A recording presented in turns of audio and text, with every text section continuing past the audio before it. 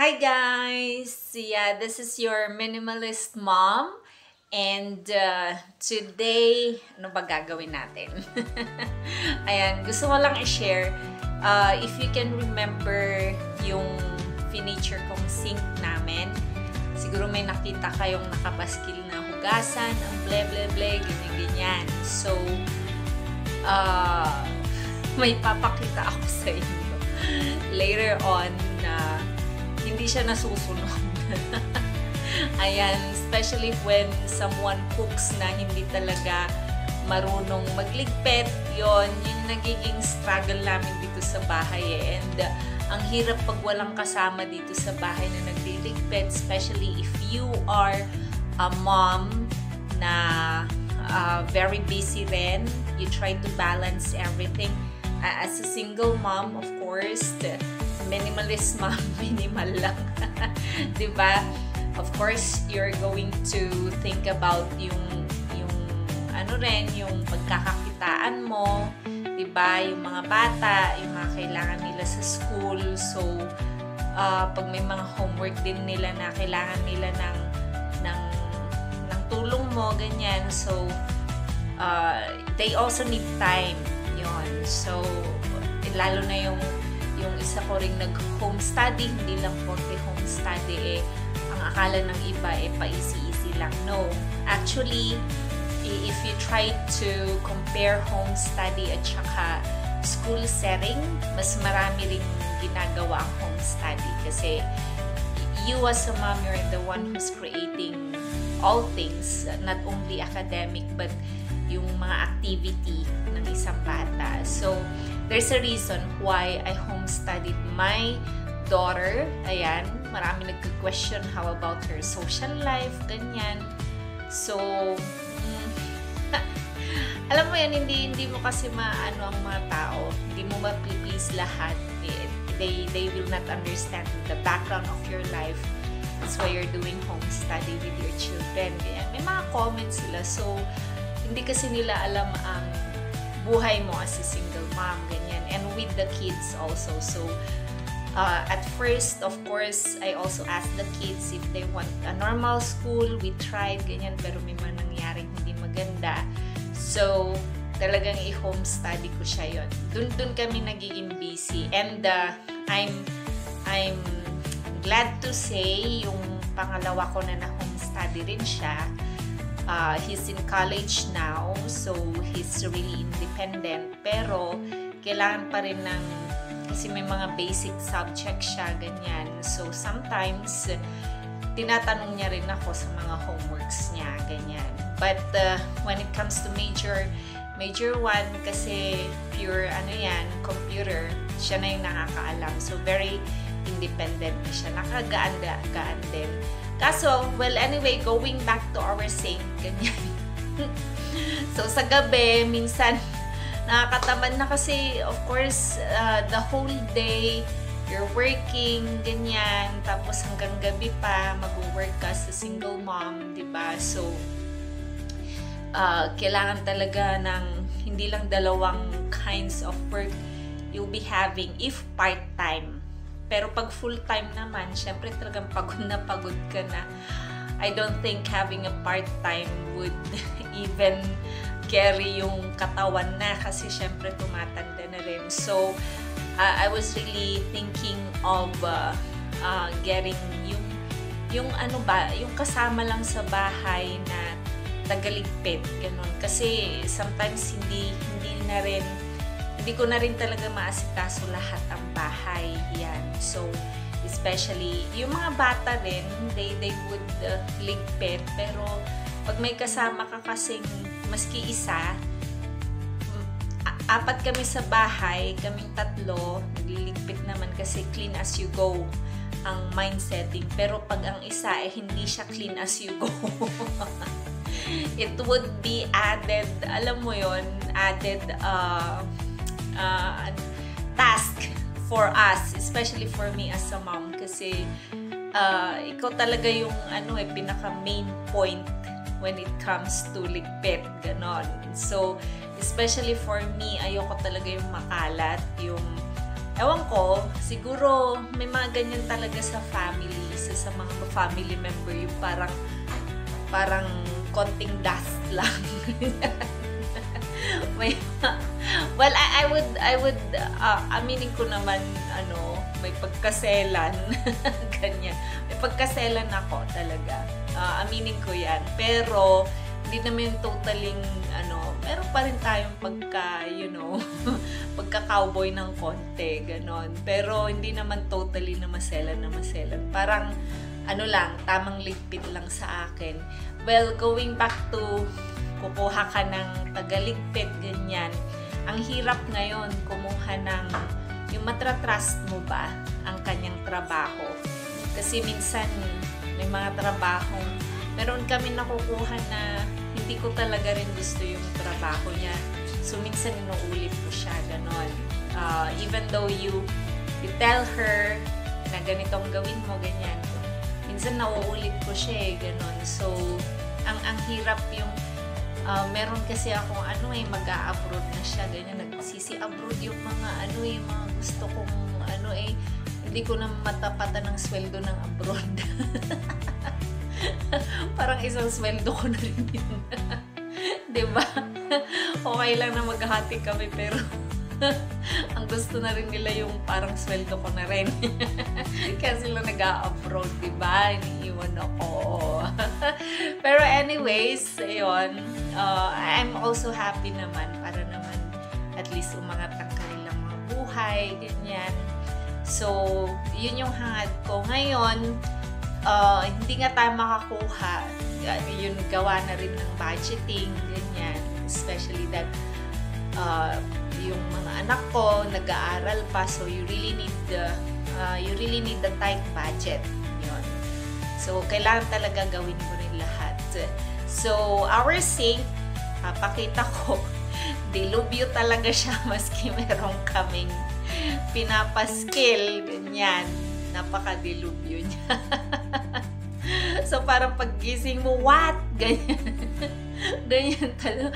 Paano nangyari magic? Sa gabi nagligpit ka, tapos paggising mo, ay, ilang tao, may bisita ba kami kanina? Parang gano'n kagabi. Ganon kadilubyo yung aming sink. And hindi mo rin naman magawa mapagalitan kasi ikaw ang magagalitan in return. Diba? Ganon lang yun eh. Pag pinagalitan mo na ako, magsusumbong sa million of people outside. Ako na masama. Ganon lang yun buhay ngayon. So, huwag ka na lang, manahimik ka na lang. Ganon. Kaya, pakita ko ito. And, I don't know. Kasi, pag ginagawa na matanda, ganun usually, pati na rin yung mga bata na sunod-sunod na ganyan, pinagpatong-patong na ang hugasin. Napakahirap, diba? Okay, so here, I'll show you what happened to our sink. It usually happens, ha? It is usually happening. Ang hirap talaga. Ang hirap, hindi ko na alam, di ba? Nagpaskill na ako, ganyan. Oh. Kaya pag ganun, okay lang na, sige na nga. Parang tanggapin mo, pero napapagod ka rin yan sa mom, di ba? Paghuhugas pa lang yan. But anyway, here you go. I'll show you what happened.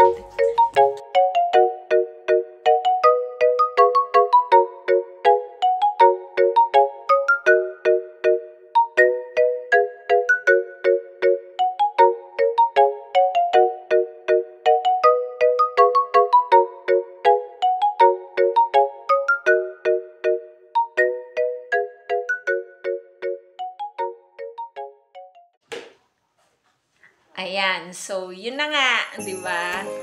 Napaka-clutter niya. Ayan. Sa mga Chinese, yun eh, kung hahayaan mong magtuloy-tuloy yun hanggang gabi, ganon. So, mas matutulog ka. Raw yun eh, bad luck daw yun, sabi ng mga Chinese. Ayan. Pero hindi naman tayo Chinese. May lahi lang. May lahi lang Chinese. Konting-konti lang, ganyan. Pero we don't really follow yung mga superstition beliefs ganon. Pero, yun nga, hindi rin magandang tingnan. Kasi, especially when nag-a-attract kasi talaga siya ng mga insects yan. So, magkakasakit din naman tayo rin mga problema, diba? So, isipin na lang natin anong solusyon, ganyan. Kasi minsan, after I work at night, ganyan, gusto ko na rin talaga mag-brush na lang and then matulog, ganon. Or konting kain, mag-brush and then matulog, ganon. Ganon yung parang ginagawa ko. But, hindi ako makatulog pag hindi ko siya niligpit. Alam mo yung nag-nightmare talaga ako pag ganon. Napaka-OCD, no? Pero may mga nanay na ganyan, kaya nakakaawa rin, di ba? Nakakapagod din. Kaso, ang sabi ko sa mga bata, ito na ang solusyon. Ganon. Gagawa na lang tayo ng solusyon kaysa pagalitan natin yung isa. Kasi syempre, parang pag after na ng work ko, ganyan. Kasi meron pa akong as I mentioned, dalawa yung part-time ko. So, sa umaga. Sa gabi, magtuturo ka pa ganun. Yung turo talaga ang medyo mabigat. So, kasi nakaupo ka, dire-diretso yan na talk-talk, ganyan, sa mga students. So, gusto mo na rin, after nun, mahiga ka na lang, ganon.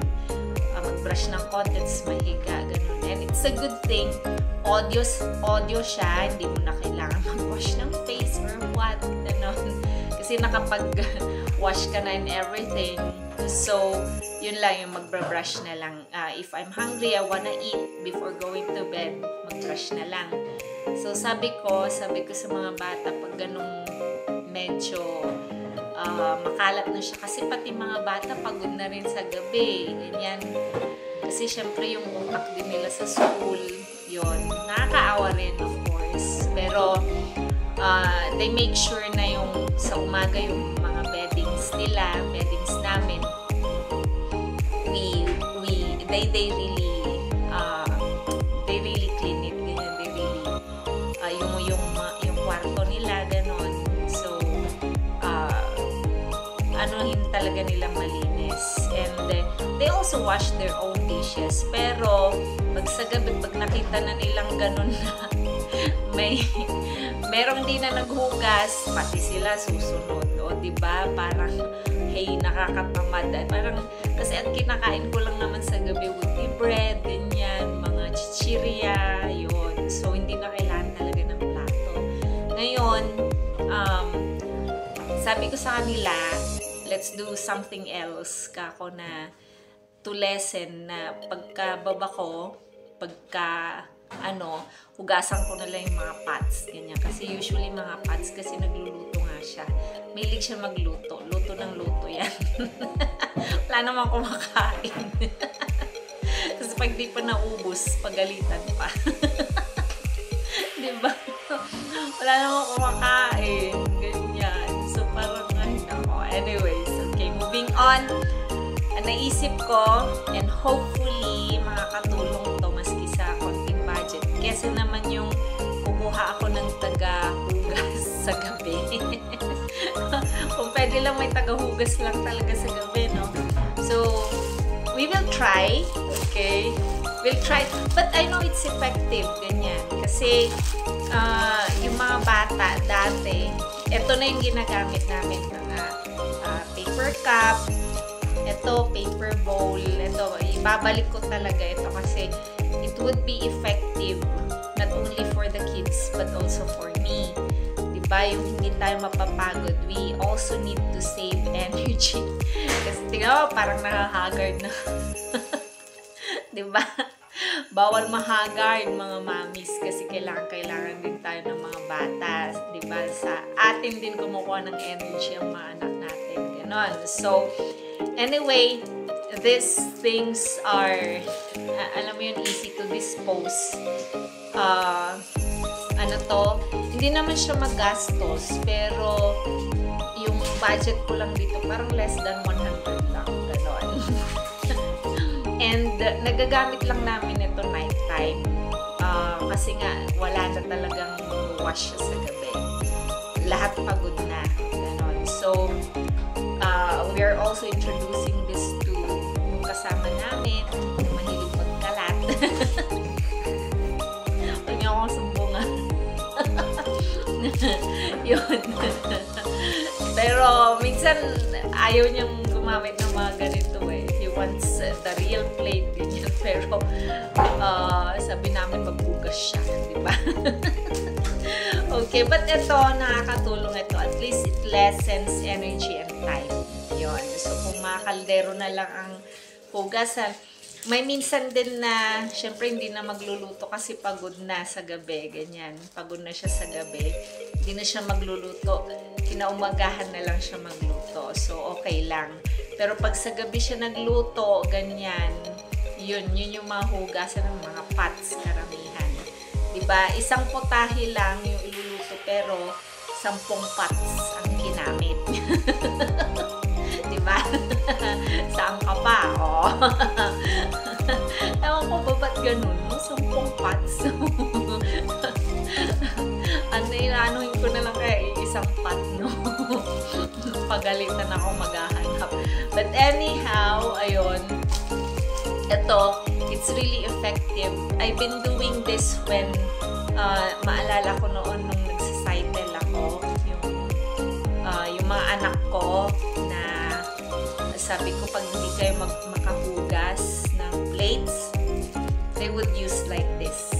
Ganon. Para disposable na lang. Ganyan. Pag hindi sila nakakahugas ng plates. Yon. Ganon. Ganon. Kasi maliliit pa sila noon. Hindi nila talaga alam pang hugasan, diba? So, may mga ganito kami noon. Paper plates. Ganon. Paper. Ano pa ba? Ito. Mga disposables. Ganon. Disposable spoons. Yon. Yun yung mga ano namin. Pero pinapagalitan ako ng father ko kasi he doesn't really like na ganito raw ang ginagamit sa bahay. Kasi pati nga party gusto talaga niya mga cubiertos. So, Espanyol, no? So, yun, mami. Yun ang pagka nahirapan na kayong magligpit, lalo na sa gabi, this would be advisable actually. Ngayon ko lang ulit siya naisip kasi sometimes the time is limited for us.